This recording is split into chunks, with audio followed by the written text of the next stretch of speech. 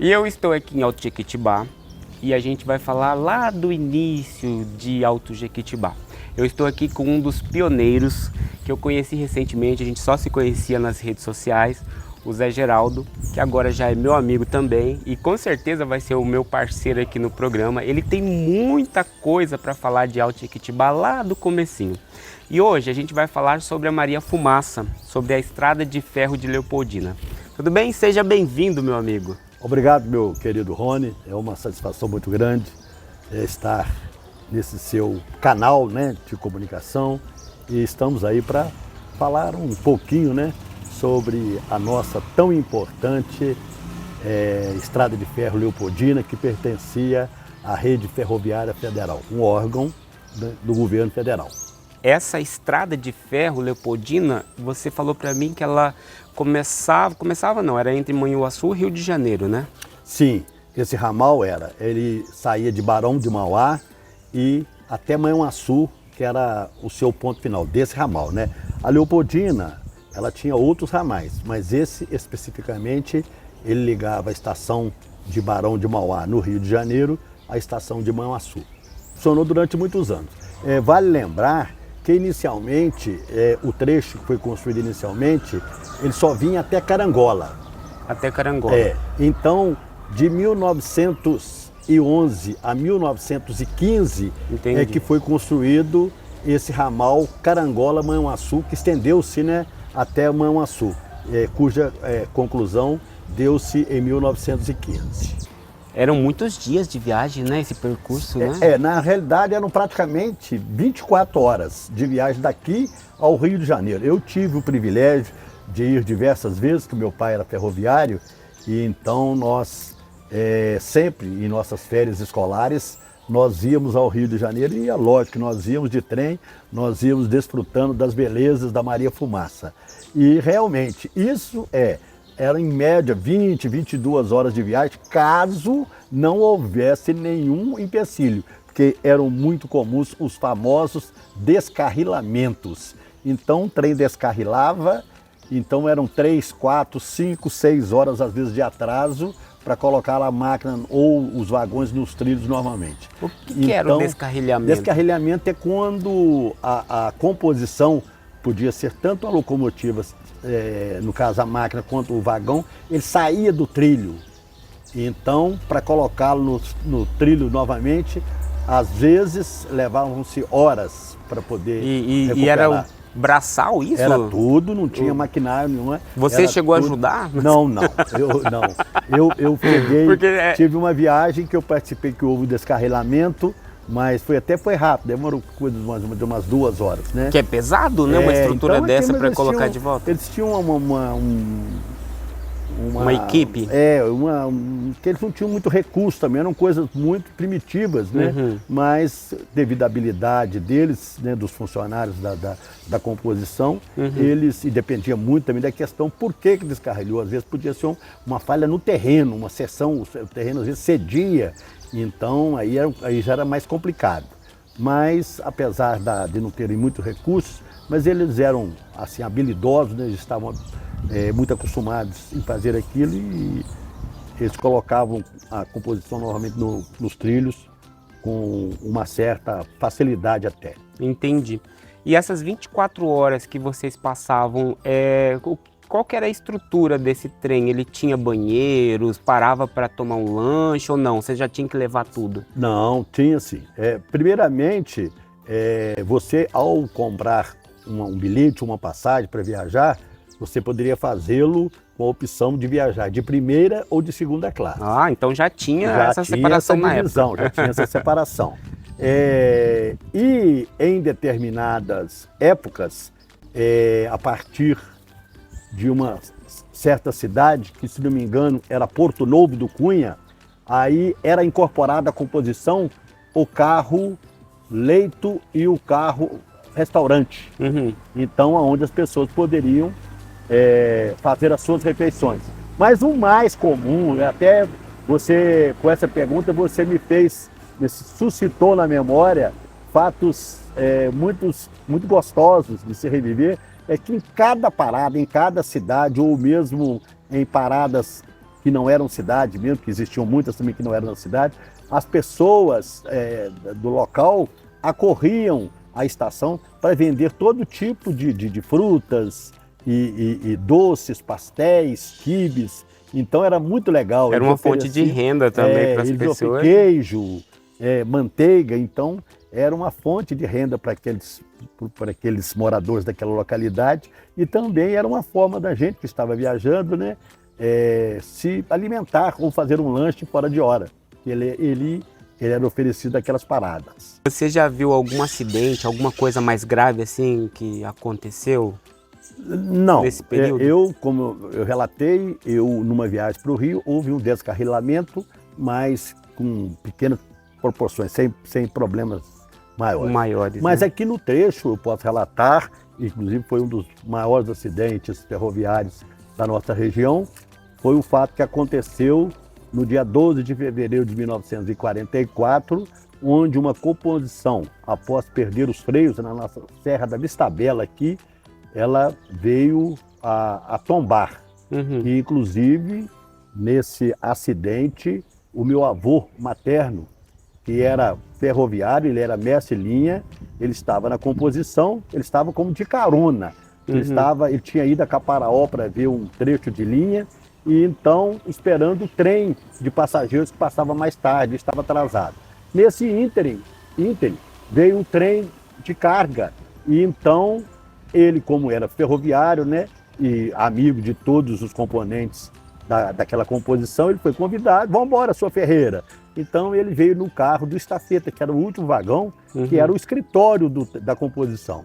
Ele veio junto e, por obras do destino, né, fez com que na Serra da Vistabella aquela composição perdesse o freio e viesse a ter esse acidente no qual ele foi vitimado no dia 12 de fevereiro de 1944 na Serra da Vistabella. Para os mais antigos, né, lembrar que fevereiro, né, era época da guerra ainda, né? Estávamos no final da guerra, mas não havia acabado a guerra ainda. E então, era a Segunda Guerra Mundial? Segunda Guerra. Um período muito difícil, né? E os mantimentos eram escassos, né? E o trem de carga com muito arroz, muita banha, que naquela época, né? Vinha do Rio de Janeiro. Vinha tudo do Rio. Querosene também, que vinha de fora, sal. Aquilo tudo foi saqueado pelos moradores, né? Porque o trem tombou, aquilo ficou à mercê lá, então as pessoas aproveitaram daquilo e saquearam o trem, né? Eram latas, né? Elas amassaram, estavam vazando, com certeza, né? Sal, muita coisa rasgou, é lógico, tinha muita coisa que ficou intacta, né? Mas a maioria dos alimentos e produtos, eles iam, com o tempo, iriam se estragar. O nome da estrada de ferro, Leopoldina. Leopoldina foi... É uma homenagem à Imperatriz Teresa Leopoldina, né? Então, tão quanto a cidade mineira de Leopoldina também, homenageando a Imperatriz, então esse trecho foi dado o nome de Estrada de Ferro Leopoldina em homenagem à Imperatriz Teresa Leopoldina. Zé, tá começando a chover. Nós vamos ter que mudar, né? Porque, e aí? Não, para mim, por enquanto, não. Tá tranquilo? Você sabe, porque qualquer coisa a gente pode terminar de gravar em algum lugar. Tá. Por que o 170? Não, isso cada composição tinha um número. Cada composição, o que era a composição? Você fala? Cada trem? Cada máquina ou cada unidade tinha um número de registro. Então esse era o número de registro da locomotiva. Era o número de registro, de número de ordem, né? Então cada máquina, ou cada composição tinha o seu número de registro, pelo qual ele era conhecido, né? Porque todas as atividades inerentes àquela composição eram registradas com aquele número dela, o número de registro dela. Eu conversei com algumas pessoas e falou assim que a Jequitibá tinha uma escola muito grande aqui também, que o pessoal do Rio vinha muito nesse trem para estudar aqui, né? Era uma escola muito famosa. Né? Sim, é o Colégio Evangélico, né? Na realidade, quando se fala da história de Alto Jequitibá, o presidente Soares antigo também, não se pode de forma alguma omitir informações sobre a ferrovia, sobre o colégio e sobre as igrejas, tanto presbiteriana como a católica, porque são os três alicerces da nossa colonização. Então nós não podemos, de forma alguma, nos esquecermos do colégio. E como era um colégio que tornou-se muito famoso, que ele era de direção presbiteriana e muito bom, com um grupo seleto de professores, e naquela época o ensino era deficitário no Brasil todo. Então, aqui o colégio fornecia o regime de internato, onde os alunos vinham de fora e ficavam mesmo alojados ali o período todo, até o período das férias. Então, nós tínhamos alunos aqui do Brasil inteiro praticamente, e o trem, né, foi muito importante, né, para que eles chegassem aqui. Porque muitos, dependendo do local que eles moravam, eles iam para o Rio de Janeiro ou para outras cidades, né, que faziam parte desse nosso percurso Mão a Sul, Rio de Janeiro, e ali pegavam o trem para vir para o Jequitibá. Então o trem, a Estrada de Ferro, foi de suma importância também, junto com o colégio, na nossa colonização e no nosso progresso. Exatamente aqui onde a gente está, né, essa construção que está aqui, que é histórica aqui na cidade, né? Sim. Foi aqui que o trem passava, né? Sim. A linha era aqui nessa rua. O trem passava por aqui. Exatamente onde está aquele asfalto Você ali. falou sobre o sino também, né? Que vocês conseguiram resgatar. Sim, era o sino da estação mesmo. Ele foi, quando o fechamento do trecho, o material foi todo levado para um departamento que a rede ferroviária tem. Aliás, ela tem em diversos locais, mas mais especificamente este está Juiz de Fora. E lá esse sino foi arrematado e foi parar numa igreja presbiteriana na Gávea, no Rio de Janeiro. Então, através do nosso saudoso, queridíssimo reverendo Elias Medeiros, nós conseguimos, com que a direção da igreja, muito gentilmente, atendesse ao nosso pedido e nos doasse novamente o sino, e esse que está dentro da nossa estação.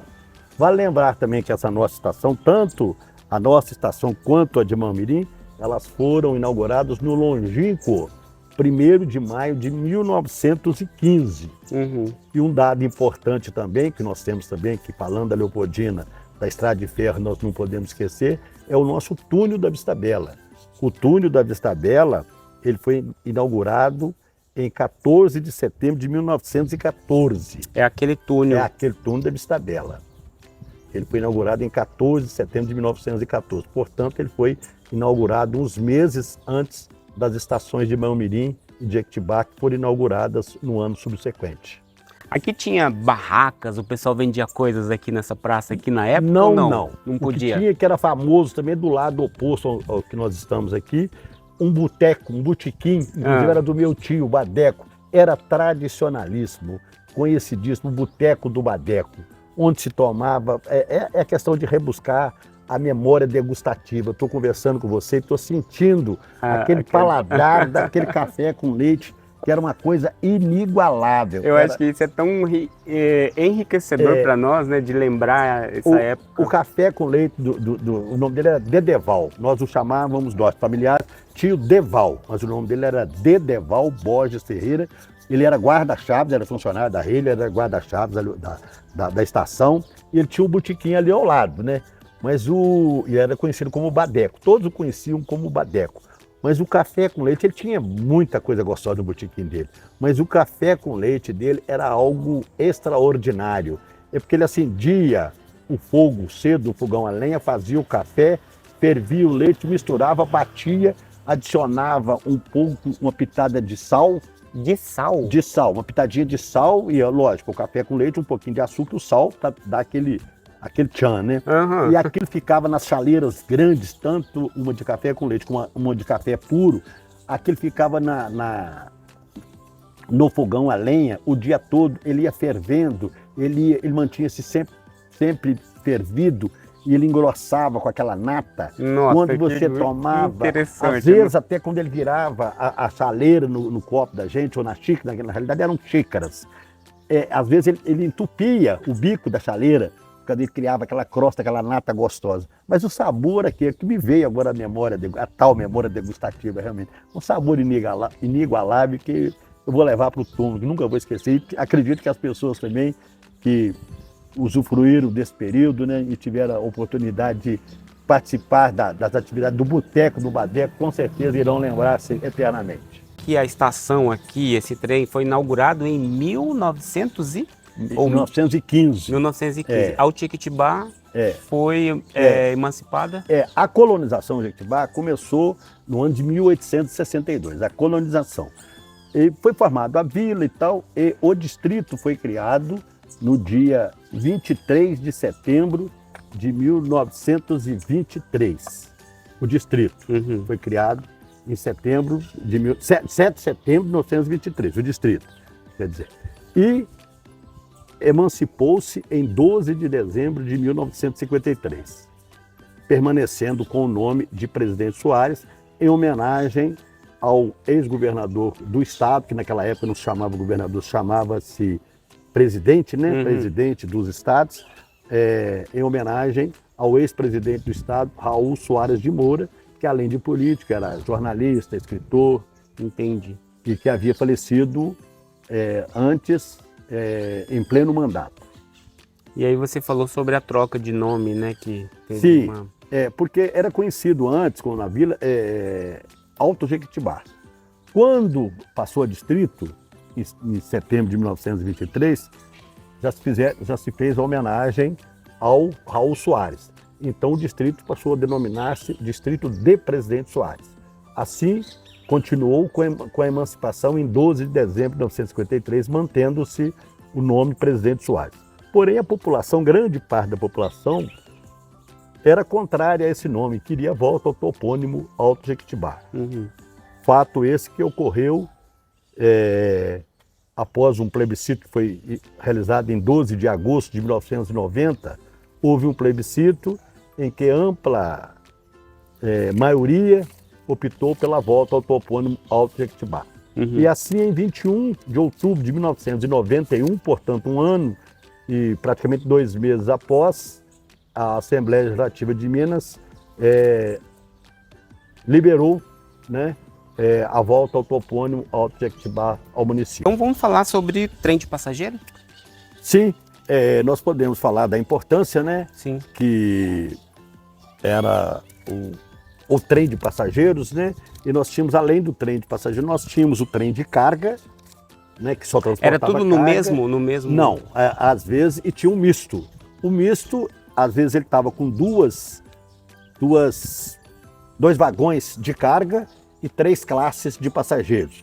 O trem de passageiros, só de passageiros, às vezes ele estava com 4 classes, como eram chamadas de classes, né? Ou vagões de passageiros. Então, com 4 vagões só passageiros. E tinha o só de carga, que às vezes dependendo na época, atualmente a época da colheita, né? Que foi de suma importância para nós, da nossa região, para o escoamento do café para o Rio de Janeiro e pelos principais, através do Rio de Janeiro, né? Para os principais pontos de comércio do Brasil e do mundo, né? Então, a estação foi de suma importância. Eu era criança, aqui no asfalto, aqui na nossa frente, aqui, era o leito principal. E do lado de lá onde está aquele carro, lá naquele poste, já existia um desvio, que eles chamavam de desvio. Era onde deixavam os vagões que vinham para serem carregados no armazém de café, que era aqui à nossa esquerda. Então ele vinha, entrava por essa porta lateral que tem aqui, entrava aqui na estação, tinha uma balança grande, que ela pesava até 20 sacos por vez. O café era pesado, porque mesmo que ele fosse pesado no armazém, ele tinha que ser repesado aqui na estação. Ele era repesado, então a composição, o vagão ficava do lado de lá, tinham-se 2 pranchas grandes ali, ela pegava na beira da plataforma aqui e pegava no vagão lá. Então eles faziam duas pontes, 2 passarelas, né? Então eles iam carregando os funcionários do armazém, iam com um saco de café na cabeça, numa passarela e voltavam por outra. Então, isso foi de muita importância, de suma importância, esse escoamento do nosso carro-chefe, que era o café. Era e ainda continua sendo, hoje, né? Isso e que eu ia hoje de perguntar. forma muito especial, né? Porque hoje nós estamos fazendo café de qualidade, produzindo cafés especiais. Agora, uma outra importância também foi o trem de carga, eu me reportei também à minha infância, eu me lembro que a gente vinha para a estação, quando via ver os trens de carga, eles transportavam circos até. Tinha uns vagões próprios, né, para transportar leões, elefantes, girafas. Cada animal tinha um tipo de vagão, né, por causa da segurança. Então, a gente vinha para cá para ver circos inteiros, macacos, mas era uma coisa hilária. Você já imaginou hoje, né, essas crianças, falar para nossas crianças que o trem vai passar aqui com um circo completo, né, aquele... E parava na cidade, montava a lona? Não, só passava. Só passava. Uma outra coisa também, transporte, às vezes o transporte era só de gado. Então, os vagões eram vagões boiadeiros. Como nós temos as carretas hoje para transportar os animais, tinham também os vagões boiadeiros. Então, a gente via passar aqui também vagões com, às vezes, uma composição com 8, 10 vagões, com todos carregados com bois, que vinham da nossa região aqui, carregava em Manhuaçu, normalmente, por ali, e ia para o estado do Rio ou mesmo para o Rio de Janeiro, mas mais nesse caso para o estado do Rio, para os frigoríficos do estado do Rio. Nossa, que interessante isso. Eu tô assim... Parece que quando você tá contando, eu tô viajando, eu tô naquele universo, eu tô vestindo aquelas roupas todas engomadinhas de antigamente. Era assim naquela época, Zé? As pessoas viajavam com muita elegância. Né? E tinham os guarda-postes. As mulheres usavam aqueles vestidões longos, os lenços na cabeça. E os homens, além da elegância da roupa, usavam os guarda-postes. Guarda-postes era um sobretudo que se colocava acima do terno ou da roupa social. Para quê? Justamente para que o trem... Ele soltava uma fuligem que queimava a roupa da pessoa. Às vezes na classe, ele vinha aquelas fagulhas. Das cinzas, né? Aquela cinzinha vinha, às vezes até você nem pensa, quando você vê já estava queimando a sua roupa. Então usavam-se os guarda-postes justamente para isso. Era muito interessante. Muito interessante mesmo. E um fato interessantíssimo. Aqui onde nós estamos aqui, hoje não tem mais, aqui funcionou durante muito tempo o nosso hotel. Aqui nessa casa? Nessa casa aqui. Isso era uma comprida, né, grande, né? Era um hotel aqui, tanto servia alimentação como, né, pernoite de pessoas, de passageiros, viajantes. Naquela época os viajantes viajavam com malas enormes e aquela molecada corria, chamava-se pegar mala. Eram os maleiros, as crianças que vinham e o viajante, normalmente o viajante profissional, o representante, né, de vendas, né? Então, ele, com aqueles mostruários, ele viajava com 3, 4 malas. Como é que ele ia carregar aquilo? Então, ele tinha que usar do serviço dos carregadores de mala. Então, e aqui nós tínhamos o nosso hotel, e mais embaixo nós tínhamos o Hotel Gomes. Então, ou ficava aqui ou ia para lá. Mas a importância que teve isso aqui, chamava-se nosso hotel, durante muito tempo, foi da família César, Campanucci e César, e depois, posteriormente, ficou sob o comando de um genro do senhor Gaudêncio, um português. Daqui ele passou para o bar em frente à igreja, mas então a importância que tinha aqui, porque o trem durante muito tempo fazia parada aqui de almoço, saía de Manhuaçu 9 horas e o almoço era aqui por volta de 11 horas. Entendi. Lógico que durante o período houve épocas em que isso mudava, esses horários mudavam, então não tinha almoço mais aqui, em outra cidade. Mas aí tinham também os trens noturnos, que viajavam à noite, saíam do Rio de Janeiro à tardinha e viajavam a noite toda para chegar aqui no outro dia, à tarde também, que como eu te disse, eram praticamente 24 horas, quando não houvesse nenhum empecilho. Entendi. Alto Jequitibá era o que aqui? Essa parte aqui atrás, tinha cidade também? Ou aqui nós não tínhamos nada, aqui nós tínhamos lá no alto do morro, só que era um pasto, tinha uns jacarés aqui, exatamente aqui. Jacaré de verdade? Não, jacaré, uma árvore, jacaré. Ah, tá. Só era uma aqui e quase nada. Eu tô pensando no jacaré. Lá na frente já existia a igreja presbiteriana, no morro lá em cima, né? Mas já existia a igreja presbiteriana lá, naquele mesmo local? Mas a igreja presbiteriana, se não me engano, foi inaugurada em 1957, se não me engano. Nossa. Mas no morro aqui, depois de algum tempo que o senhor Elias Sato construiu 2 casas lá. Foram as precursoras do morro aí. Depois, com o tempo, né, que hoje tornou-se um bairro. Mas aí não tinha praticamente nada, era tudo pasto mesmo. Entendi. Agora vamos falar sobre a triste notícia de que a linha tinha parado, que não ia ter mais. Como que foi? Infelizmente, E quando, né? o governo federal, à época, ele julgou que esse trecho ele era antieconômico. E a gente sabe que nos países, tanto da Europa quanto dos Estados Unidos e outros países adiantados do mundo, até hoje eles aumentam as ferrovias, né? Porque é um dos meios ainda mais econômicos ainda. E mais sustentáveis também. A gente não entende por que eles julgaram que esse nosso trecho ele era antieconômico. Então, em 12 de fevereiro de 1973, o trem de passageiros passou aqui pela última vez. 12 de fevereiro de 1973. Mas ainda continuou as locomotivas passando de vez em quando, inclusive para erradicar os trilhos, né, para arrancar tudo. Ele continuou ainda, mas sem passageiro. Acabou, não tinha passageiro mais. Mas ainda passava de vez em quando uma composição. Até que foi fechado definitivamente o trecho no dia 23 de julho de 1975. Portanto, 2 anos e 4 meses depois, aí fechou definitivamente mesmo o trecho. Infelizmente, hoje, se nós tivéssemos, a gente, tantas pessoas pensam com saudosismo, têm vontade no trem cultural, do café principalmente, tê-lo aí seria uma maravilha para alavancar o turismo da nossa região. Mas, infelizmente, o que estava pronto e construído foi tudo destruído, foi erradicado e ficou só na lembrança.